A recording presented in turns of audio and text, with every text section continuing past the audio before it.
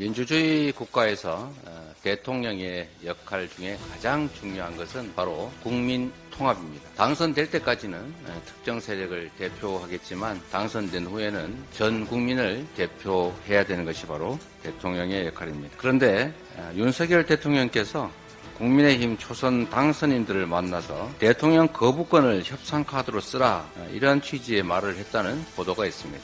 저는 사실 이 보도를 잘 믿어지지가 않습니다. 그러나 그 말씀을 하셨다고 하니 한 말씀 드리도록 하겠습니다. 결국 이 말은 총선 민심을 받들 계획과 과제를 논의할 자리에서 야당과의 전면전을 부추긴 것 아니겠습니까? 결국 그와 다를 바 없습니다. 총선 민심을 받들겠다라고 하더니 왜 계속 국민의 뜻을 거부하면서 반대로 가시는 건지 납득이 되지 않습니다. 최혜병 순직 특검법을 수용해서 변화의 의지를 말이 아닌 행동으로 증명해야 합니다. 내일 국무회의에서 또다시 거부권이 반복돼서는 안 됩니다. 해병대원 특검법을 즉각 공포하고 이를 출발점으로 국정기조를 전면 전환하기 바랍니다.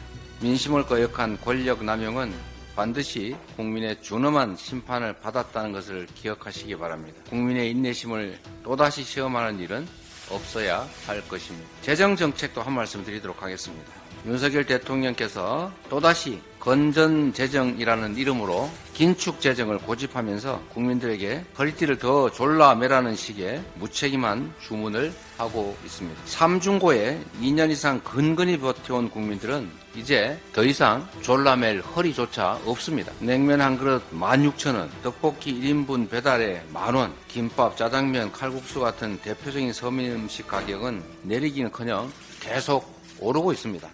하위 20%에 속하는 저소득 국민들은 더 절망적입니다. 빚을 갚기는커녕 점점 더 빚이 늘어나고 있습니다. 도대체 언제까지 참고 견디라는 것인지 이해하기 어렵습니다. 윤석열 대통령께서는 총선 민심을 받들겠다라던 국민과의 약속을 지키시기 바랍니다. 전국 곳곳 시장을 다니시고 수차례 민생 토론회도 열었으니 직접 보지 않으셨습니까? 벌써 총선을 치른 지 한 달이 훌쩍 지났습니다. 국정기조를 전면 전환하라는 것이 국민의 뜻이니 이제 전환의 신호라도 보여줘야 하지 않겠습니까? 생존의 기로에선 국민을 도울 수 있는 주체는 오직 정부뿐입니다. 민주당이 제안한 민생회복지원금을 포함해서 정부가 적극적인 재정정책으로 서민 삶을 다시 회복해 주시기 바랍니다. 민생회복지원금에 대해서 자꾸 물가가 오르느니 무슨 부자를 주느니 이런 얘기를 하는데 우리 민주당이 추진하고자 하는 민생회복지원금은 소득 이전, 즉 소득 지원 정책만이 아닙니다.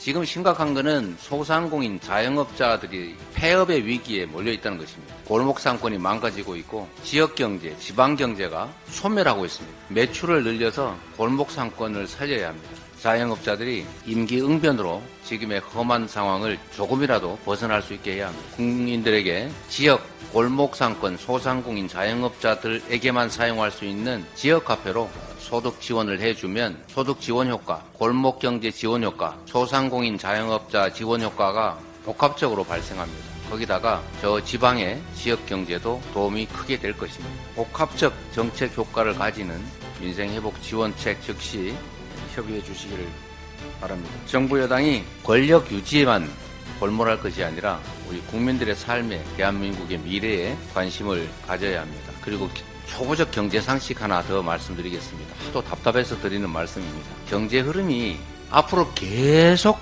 나빠질 수밖에 없다. 좋아지지 않는다라고 하면 지금은 허리가 부러지더라도 아끼는 게 맞습니다. 그런데 지금이 일시적으로 나쁜 상황이고 앞으로 개선될 것이라고 기대한다면 더 나빠지지 않도록 더 빨리 회복될 수 있도록 정책을 구사하는 게 바로 정부가 할 일입니다. 지금 어려우니까 아끼자. 이거는 정말 자본도 부족하고 역량도 부족하던 그 개발 초기 70년대식 사고 아닙니까? 좀 복합적으로 스마트한 사고를 해주시도록 정책 당국자들에게 요청드립니다.